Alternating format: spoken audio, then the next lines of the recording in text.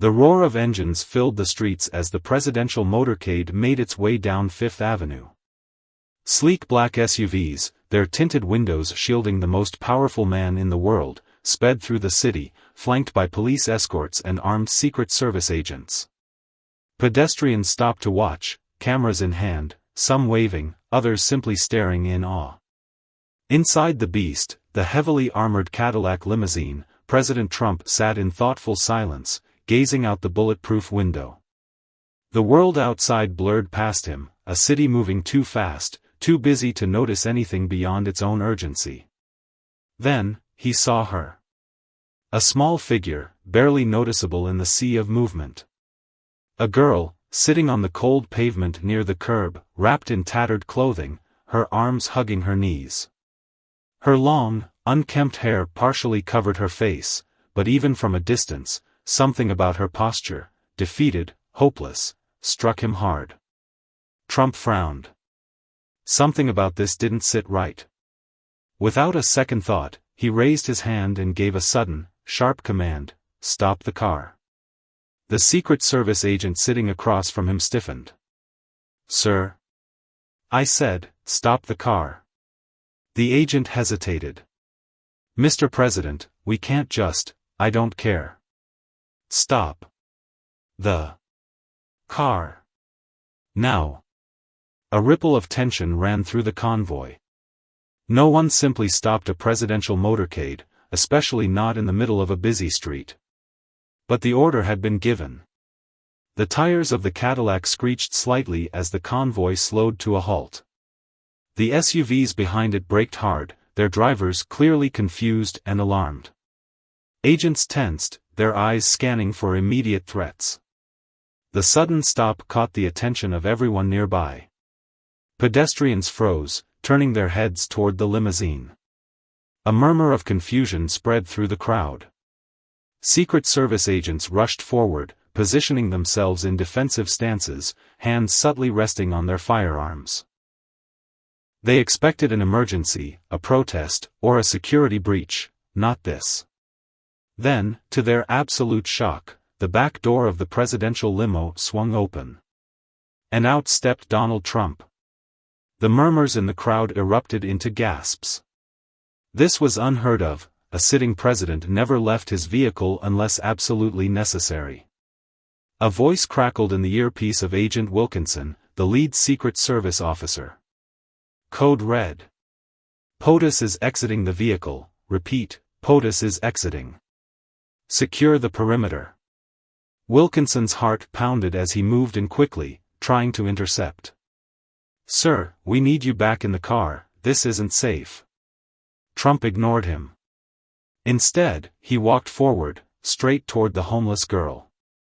The girl hadn't noticed the commotion at first. She kept her head down, staring at the cracked sidewalk, her fingers gripping the torn edges of her coat. Then she saw shiny black shoes stop in front of her. Slowly, she lifted her gaze, and her eyes widened in disbelief. The man standing before her wasn't just anyone. It was him. The President of the United States was looking directly at her. For a long moment, neither of them spoke. Trump crouched down, lowering himself to her level, his expression unreadable. The city noise seemed to fade around them. The girl's lips trembled. What? His voice was softer than she expected. "What's your name?" She blinked, unsure if she should answer. A reporter nearby, realizing the gravity of the moment, fumbled with his camera, broadcasting the unbelievable scene live to millions. All over the country, television screens cut away from their scheduled programming.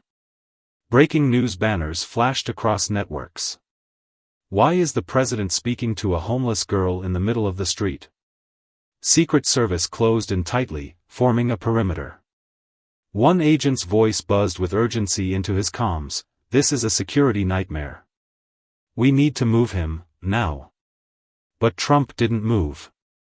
The girl hesitated, then muttered something so quietly that only he could hear. And when she did, his expression changed. The crowd, the cameras, none of them knew what had just been said. But something had shifted. Trump's usual confidence flickered for just a second. Then, with a sudden sense of urgency, he turned back to his agents. "Get her in the car." The agents froze. "Sir?" Trump's voice was sharp.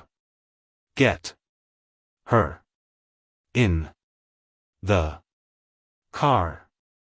The girl's eyes widened in shock. So did the eyes of the entire world. The world stood still as the most powerful man on earth gave an order no one expected. "Get her in the car." Secret Service agents exchanged nervous glances. It was one thing for the president to stop for a handshake or a quick conversation, but this? Taking a homeless girl into the Beast, the most secure vehicle in existence? It was unprecedented. The lead agent, Wilkinson, stepped forward cautiously. "Sir, we need to assess the..." Trump cut him off with a glare. "She's coming with us. That's not up for debate." Wilkinson hesitated for a fraction of a second, then nodded.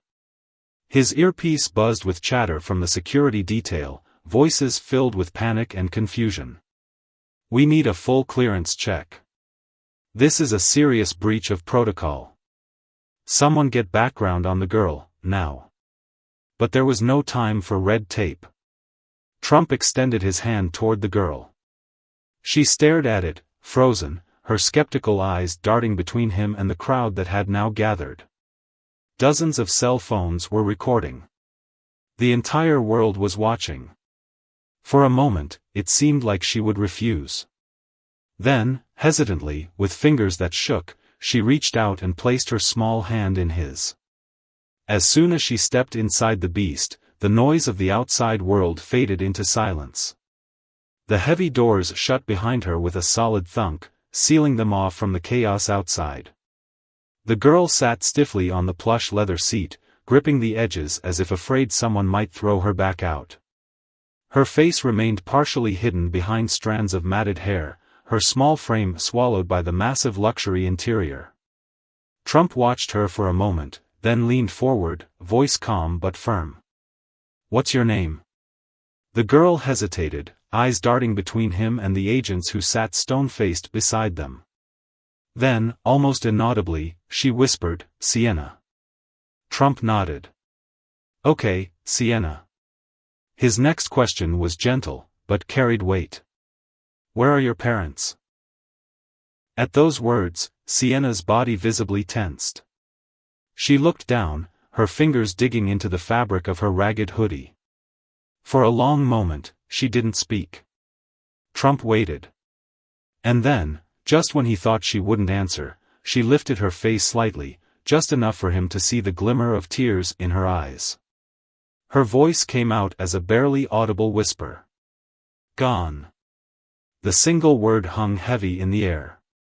For a man who had spent decades in high-stakes business, in ruthless politics, in rooms filled with the most powerful people in the world, it was rare for Trump to be at a loss for words. But at that moment, he was. The agents in the car exchanged quick glances, their expressions unreadable. They were already running background checks, searching every database for information on this mysterious girl. Wilkinson's earpiece buzzed with updates. No birth records under that name. No missing child reports match her description. "We're digging, but there's barely any trace of her anywhere." No trace. Trump noticed the look the agents exchanged. "She's a ghost, isn't she?" he muttered. Wilkinson nodded slightly. "Seems like it, sir." Trump turned his attention back to Sienna, watching as she stared at her hands, avoiding eye contact. She wasn't just homeless, she was erased. And for the first time, he had a sickening feeling that it wasn't by accident. Outside the limo, the streets of New York blurred past as the motorcade resumed its course. But instead of heading straight for its original destination, a new location was being prepared, one that wasn't on the official schedule. Trump wasn't taking her to a shelter. He wasn't sending her to some government agency. He had made up his mind. He was taking her somewhere safe. But before he could ask her anything else, Sienna suddenly spoke up, her voice barely above a whisper. "You don't remember me, do you?" Trump's brows furrowed. "What?" Sienna finally looked up at him. For the first time since stepping into the car, he saw her face fully, and something about it hit him hard. A memory. Distant. Buried. Faint. It was impossible. But something about her eyes. "You know me?" he asked slowly. Sienna nodded. And what she said next sent a chill through his spine. "I've met you before. A long time ago." The interior of the beast was silent, but inside Trump's mind, a storm was brewing. "I've met you before. A long time ago." Sienna's words replayed over and over. Trump studied her face, thin, weary, too young to have eyes so tired. But there was something about her features, something that tugged at a long-buried memory he couldn't quite reach. "This isn't possible," he muttered. Sienna simply held his gaze, her expression unreadable. "I don't forget faces," Trump said, shaking his head. "If we met before, when was it?" Sienna hesitated. Her hands tightened into fists, nails digging into her palms. Then, she whispered, "I was just a kid." She didn't say more. But Trump wasn't a man to let things go. "Where?" Another pause. Then, so soft he barely caught it, it was, before everything changed. Something about the way she said it, not just a memory, but a turning point, made the hairs on the back of his neck stand up. Before what changed? The background check returns. Nothing. Agent Wilkinson's voice cut into the tense silence. "Mr. President." Trump turned to him, glad for a momentary distraction. "What?" Wilkinson's expression was off. "We ran her name. And everything else, facial recognition, missing persons, school records, hospitals, shelters, and nothing." Trump narrowed his eyes. "You mean nothing yet?" Wilkinson shook his head. "No, sir. I mean nothing at all. It's like she doesn't exist." The weight of those words settled over the car like a fog. Trump looked back at Sienna, his sharp businessman's instincts kicking in. There were only two explanations for this: the girl was lying. Someone had erased her from existence. And if it was the second one, it meant someone had gone through a lot of trouble to make sure she disappeared. The name that changed everything. Trump folded his arms. "All right, Sienna. If there's no record of you, why don't you tell me who you really are?" Sienna's shoulders stiffened. "I told you. My name is Sienna." "That's not what I asked." She hesitated. Then, after a long, painful silence, she said a name. It wasn't Sienna. It was a name Trump hadn't heard in years, one he thought had been lost forever. And when he heard it, his blood ran cold. The forgotten girl. Trump leaned forward, gripping the armrest. "That's impossible." Sienna held her breath. "But it's true." He stared at her like she'd just risen from the dead. Because the name she had just given belonged to a girl who had vanished without a trace years ago. A girl connected to something Trump had tried to forget. A girl whose disappearance had been labeled an unsolved mystery. Wilkinson's panic. Agent Wilkinson's earpiece buzzed with urgency. "Sir, I don't know what's happening, but I just ran that name she gave you." And, Trump cut him off. "What did you find?" Wilkinson took a deep breath. "Sir, that name hasn't been seen in any database for over 10 years. Trump's fingers tightened into fists. He looked at Sienna. "Where have you been all this time?" Sienna's voice trembled, but she held his gaze. "Hiding." "From who?" She swallowed hard. Then, barely above a whisper, "From the people who took everything from me. The secret they tried to bury." Trump exhaled sharply. This was bigger than he thought. The girl sitting across from him wasn't just a homeless child. She was a survivor. And now, for the first time in years, she was back. But why? What happened to her? And who, exactly, had tried to erase her from existence? One thing was clear, whoever those people were. They weren't going to be happy that she had just stepped into the president's car. And they were watching. The inside of the beast was deathly silent. Trump sat back, hands folded, staring at the girl across from him. Sienna, or the name she had just given him, was a name from his past. A name that shouldn't have resurfaced. A name that had been buried for over a decade. Agent Wilkinson was still speaking into his earpiece, but his face had paled. "Mr. President, we have a situation." Trump didn't take his eyes off Sienna. "I'm listening." "We ran that name through deep records, private government archives, not just the public databases. The files are sealed." That made Trump's stomach tighten. Sealed files meant something bad. How bad are we talking?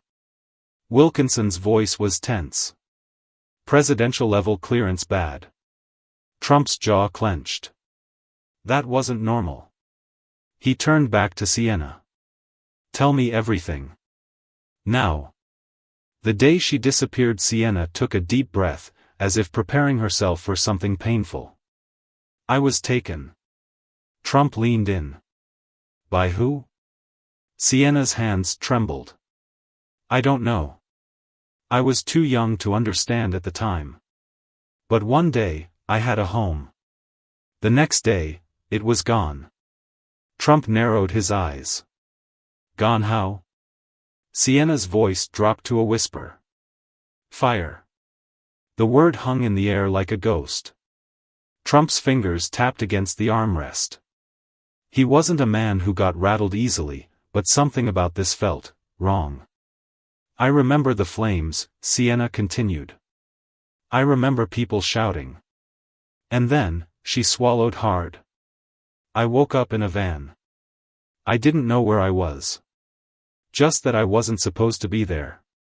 Trump exhaled. This wasn't just a tragic backstory, this was a coordinated event. Someone had wanted Sienna gone. Someone important. And whoever it was, they had done everything to make sure she never came back.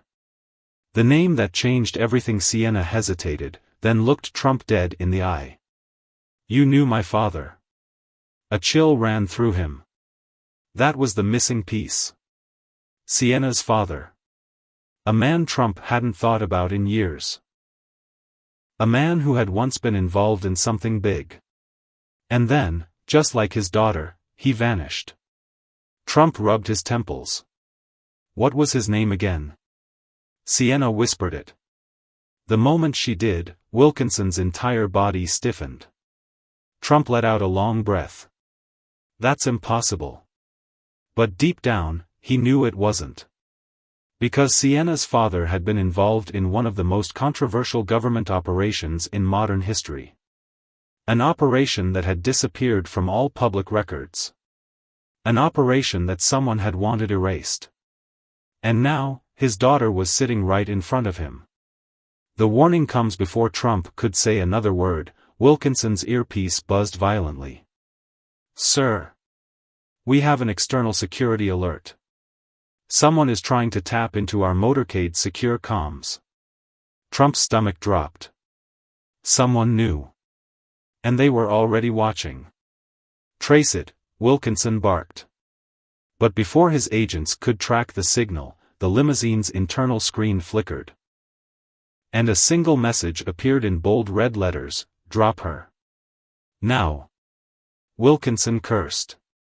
"Mr. President, this is a direct breach of our communications. Whoever is behind this is," but Trump had already made up his mind. He turned to Sienna. "You're not going anywhere. The target is set outside." The city of New York continued as if nothing had happened. But inside the most protected vehicle in the world, the stakes had just been raised. Sienna wasn't just some lost girl. She was the key to something bigger. Something that powerful people wanted buried. And now, the most powerful man in the world was holding that secret right in his hands.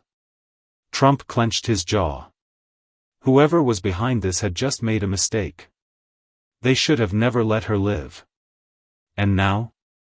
He was going to find them. Inside the beast, the tension was suffocating. The red message on the screen, "Drop her now," glowed like a silent threat, pulsing in time with the rapid beats of Sienna's heart. Trump's face remained unreadable, but his grip on the leather armrest tightened. Agent Wilkinson was already barking orders into his earpiece. "Find the source. I want every secured line double-checked, now." A crackled response came through. "Sir, this wasn't a simple hack. Someone bypassed multiple layers of encryption. They were already inside before we knew it." Trump exhaled sharply. That meant one thing: whoever sent this message wasn't just powerful. They were on the inside. A hidden player steps in. Sienna's hands trembled as she stared at the glowing words on the screen. "Mr. President," Wilkinson said cautiously, eyes locked on Trump, "we need to consider the possibility that keeping her here is—" Trump raised a hand, cutting him off. "Don't say it." "But, sir, they clearly—" "I don't care what they want," Trump said flatly. "I'm not handing over a kid to some shadow organization." The look in his eyes left no room for debate. Wilkinson sighed, rubbing his temples. "Sir, this is bigger than we thought. If they have access to our motorcade's comms, they could—" A second message flashed onto the screen. "Final warning. Walk away." And then, as quickly as it appeared, the screen went black. Silence. Not even the hum of the limo's engine could break the weight of the moment. Trump turned to Sienna. "Who the hell are these people?" Sienna shook her head. "I don't know. But I do know one thing." She looked up at him, her voice barely a whisper. "They're afraid of me. The people who shouldn't exist." Wilkinson's earpiece crackled again. "Sir. I think we found something." Trump's head snapped toward him. "Talk." "Classified files. Deep government archives, the kind that shouldn't exist." Trump narrowed his eyes. "Define shouldn't exist." The agent swallowed hard. "Sir, we were only able to retrieve fragments before the system blocked us out. But there's something you need to hear." Wilkinson took a deep breath. Sienna's father was part of an unofficial black ops program, so classified, even the highest levels of government don't acknowledge it. Trump sat back. Now they were getting somewhere. His name, Wilkinson continued, was linked to an operation called Project Revenant. Sienna flinched at the name. Trump noticed. "You know it, don't you?" She hesitated, then nodded. "I don't remember much," she admitted. "I was too young. But my father used to whisper it at night. I think," she frowned, trying to recall. "I think he was afraid of it." Trump's expression darkened. If a trained operative, a man involved in the deepest layers of government secrecy, was afraid of something, then that something was far worse than they imagined. The choice that changed everything. Wilkinson's voice was tight. "Sir, I don't think you understand. If her father was involved in Project Revenant, then keeping her here puts you in direct conflict with people who don't officially exist." Trump's jaw clenched. "And?" Wilkinson hesitated. "And, we have no idea how far they're willing to go." A long silence. Then Trump leaned forward, staring directly into Sienna's eyes. "You've been running for a long time, haven't you?" Sienna nodded slowly. "As long as I can remember." "You're tired of running?" A whisper. "Yes." Trump's gaze hardened. "Then stop." Sienna's eyes widened. Trump turned to Wilkinson. "We're not walking away." Wilkinson sighed heavily. "Then what's the plan?" Trump smirked. We make them come to us. The trap is set. The motorcade took a sudden detour, leaving the main roads and heading toward an undisclosed location. Wilkinson didn't need to ask where. Trump had one place in mind. A place where he controlled everything. A place where he could force the ghosts out of hiding. The Trump Tower penthouse. If these people wanted Sienna badly enough to hack a presidential convoy, then they would come. And when they did, Trump would be ready. The Trump Tower penthouse was built like a fortress, thick walls, private security, and encrypted communication systems. But tonight, it wasn't just a home. It was a trap. The moment the motorcade arrived, Trump's personal security detail locked down the building. Agents spread out across every entrance, securing floors, scanning for listening devices, drones, anything that could indicate outside interference. Yet Trump knew, whoever was behind Project Revenant wouldn't come through the front door. They didn't need to. Sienna's breaking point. Sienna sat on the gold-trimmed couch, her small hands gripping the fabric tightly. Despite the luxury around her, she didn't look relieved. She looked terrified. Trump watched her for a moment, then sat down across from her. "Tell me," he said. "What are they afraid of?" Sienna bit her lip. I don't know." He raised an eyebrow. "You expect me to believe that? After all this?" Sienna's breathing shallowed. She looked down, frustrated. "I remember pieces. Flashes.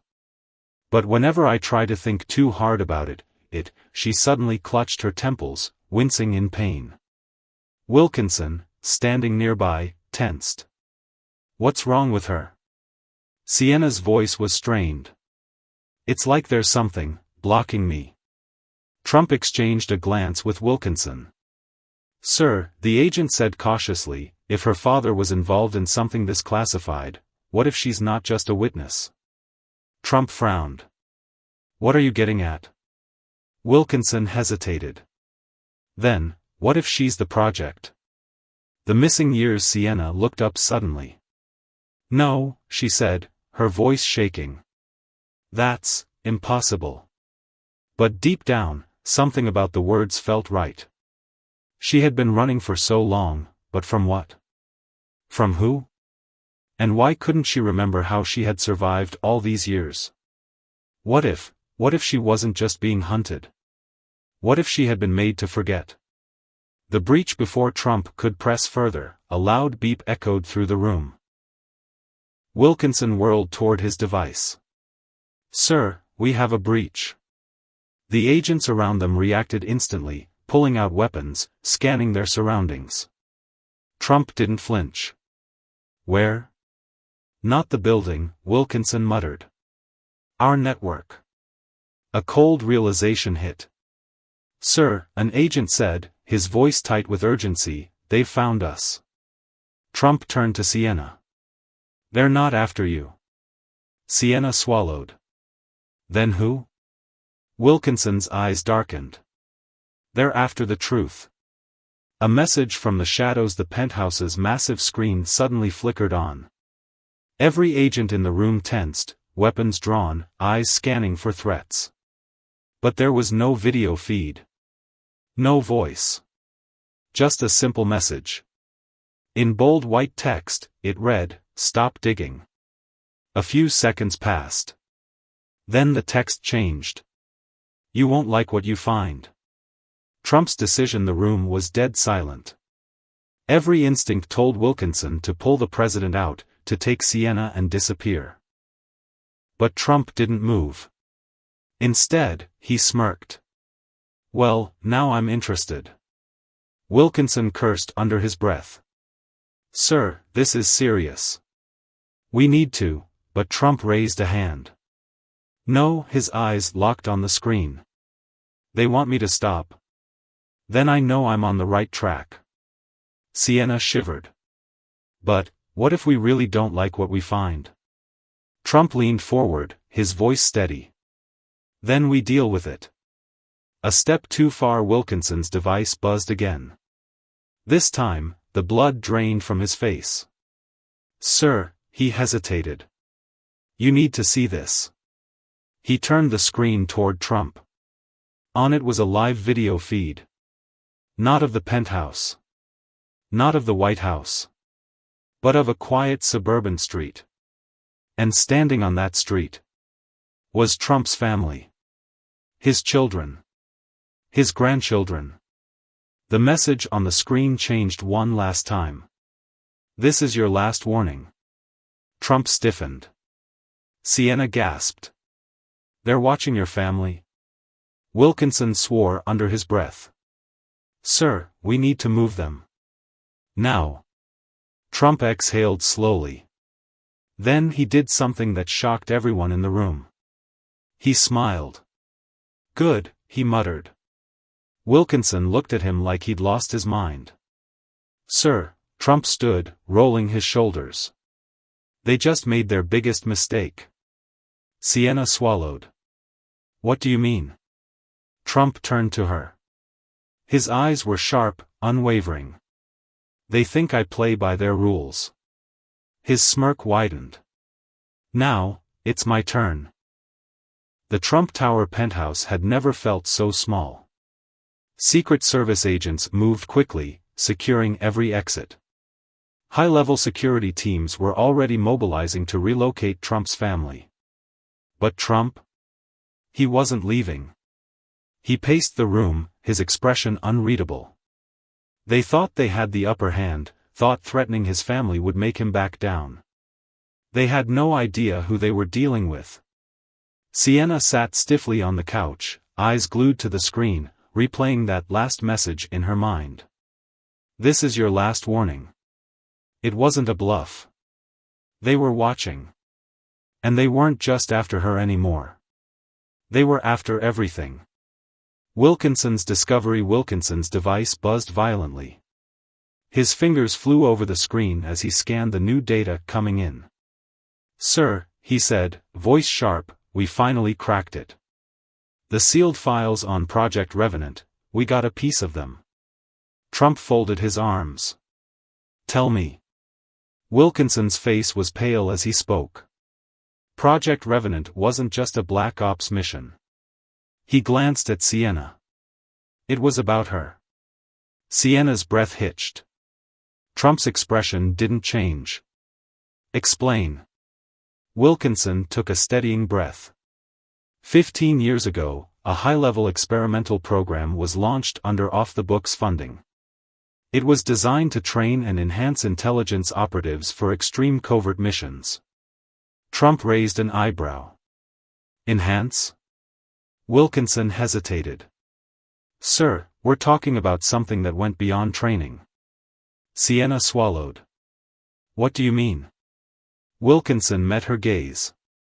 "I think you were part of that program." Sienna's forgotten past Sienna shook her head instantly.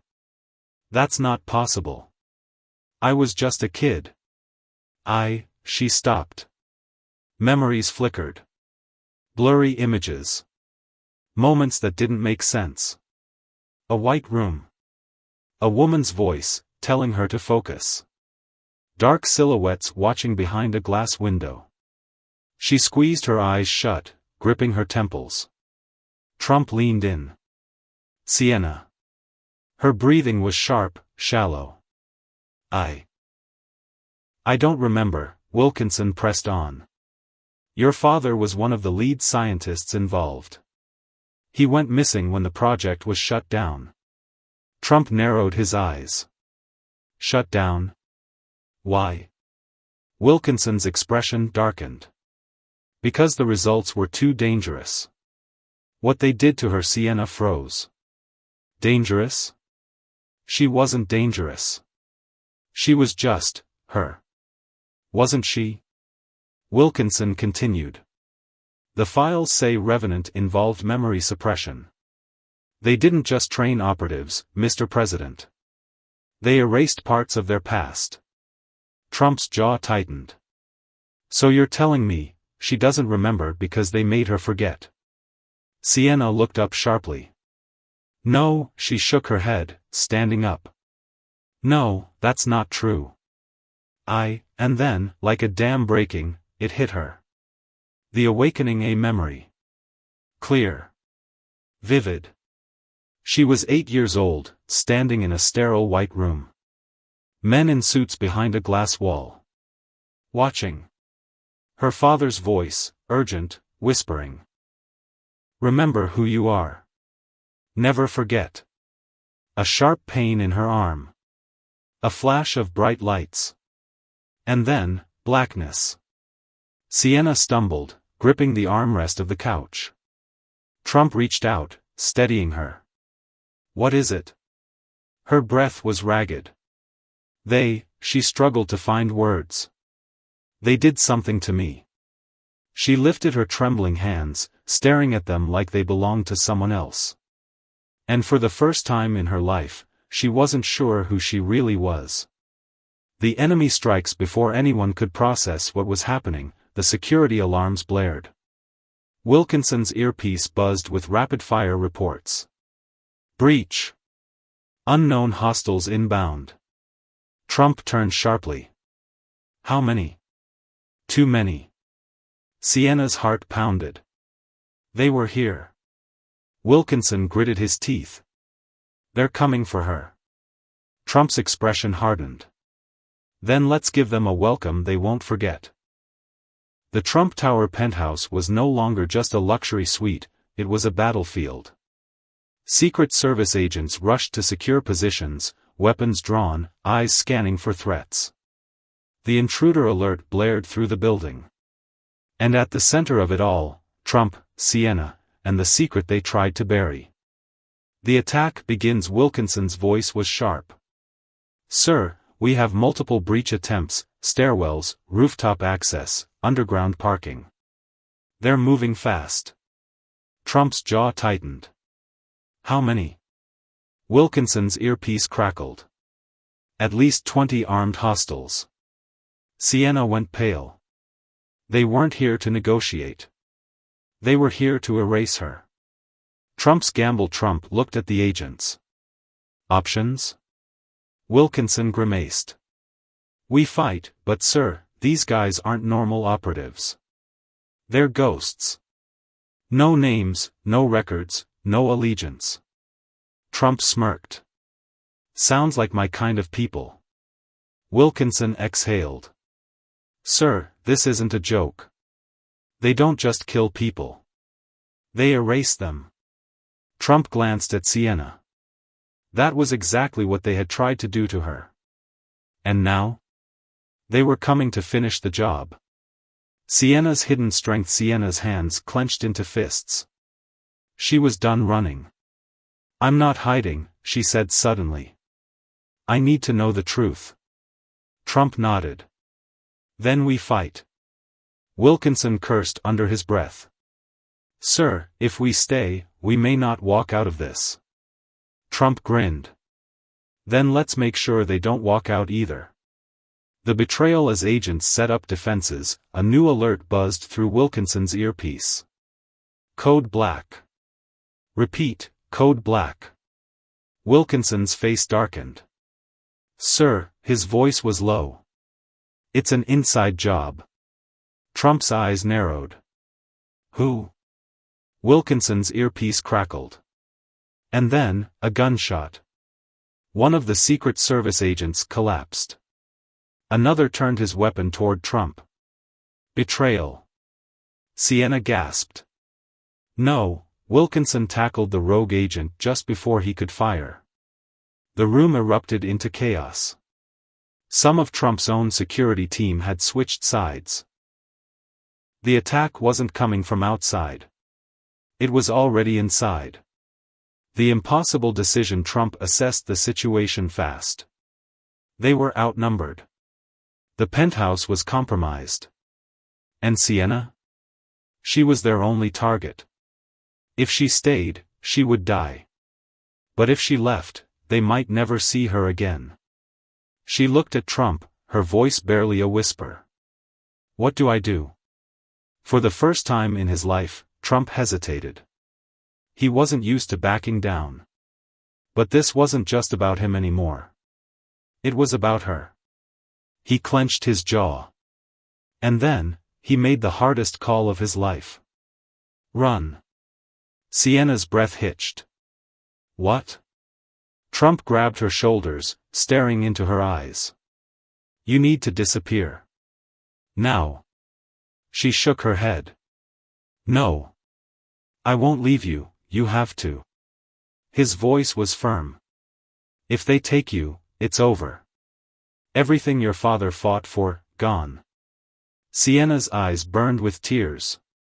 But what about you? Trump smirked. I'll be just fine. Then he turned to Wilkinson. Get her out. Wilkinson nodded, his face grim. Sienna's heart pounded. She had spent her life running from the truth. Now she was being asked to run toward it. She hesitated. I can't. Trump gave her one last look. A look that said everything. He was buying her time. And he wasn't coming with her. Sienna's hands trembled. And then, she ran. Trump's last stand. As soon as Sienna disappeared through the hidden elevator shaft, the doors to the penthouse burst open. They had arrived. A dozen black-clad operatives poured in, weapons raised, eyes scanning for their target. But they didn't find Sienna. They found Trump. He stood tall, arms folded, staring them down. His smirk never faded. Well, he muttered, what took you so long? The leader of the operatives tilted his head. You're making a mistake, Mr. President. Trump chuckled. I think you'll find I make a lot of those. The leader's eyes narrowed. Hand her over. Trump took a step forward. And for the first time ever, he wasn't speaking as a businessman or a politician. He was speaking as a man who had nothing left to lose. Come and get her. The air inside Trump Tower was thick with tension. The black-clad operatives stood in formation, weapons raised, their faces hidden behind sleek tactical masks. Trump, standing alone, didn't flinch. Behind him, the hidden elevator shaft had sealed shut. Sienna was gone. And now? It was just him. The lead operative stepped forward.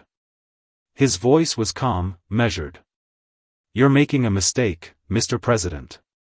Trump smirked. Wouldn't be my first. The operative tilted his head slightly. Where is she? Trump didn't blink. Don't know. Don't care. Silence. And then, with quiet menace, the operative muttered, lying won't help you. Trump exhaled, shaking his head. You don't get it, do you? His voice was calm. Steady. You came here thinking you could scare me. Thinking I'd hand over a kid just because you put on a show. But let me tell you something, he took a step forward. You have no idea who you're dealing with. Sienna's escape deep below the tower. Sienna ran. Wilkinson was at her side, guiding her through a back-channel exit that bypassed the main floors. They moved fast, dodging security cameras and automated defenses Trump had put in place for situations just like this. Sienna's breath came in sharp gasps. She didn't want to leave. She shouldn't have left. But Trump had made her go. And as much as it hurt, she understood why. He wasn't just protecting her. He was teaching her something. That sometimes, when the world pushes you into a corner, you don't just stand there. You push back. Trump's last move back in the penthouse, the standoff continued. The leader of the operatives sighed. You had your chance, Mr. President. He raised his hand. A silent command. The operatives moved in. And Trump? He grinned. You really thought I didn't see this coming? The lead operative's head jerked up in surprise, and that's when the lights cut out. The unseen trap panic rippled through the black-clad soldiers as every electronic device in the penthouse shut down. Night vision goggles? Disabled. Weapons with digital locks? Dead. Communication links? Gone. A voice crackled over the building's emergency speakers. Trump's voice. Did you boys really think I'd fight you on your terms? The leader's fists clenched. No, that's cute.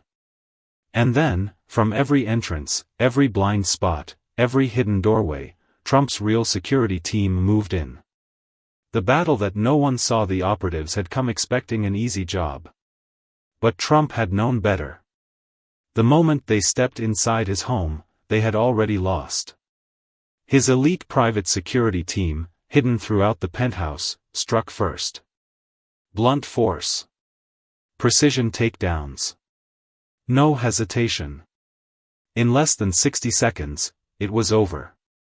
The black-clad operatives lay unconscious or restrained, their weapons useless, their mission failed. The leader, the only one still standing, glared at Trump. You don't understand, he hissed. This isn't over. Trump stepped closer, his eyes hard. It is for you. A beat of silence. And then, Trump's voice lowered. Now, let me give you some advice. He leaned in.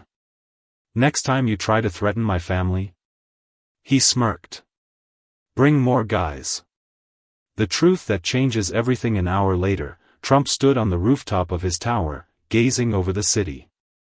Wilkinson approached, phone in hand. Sienna's safe. We moved her to a secure location.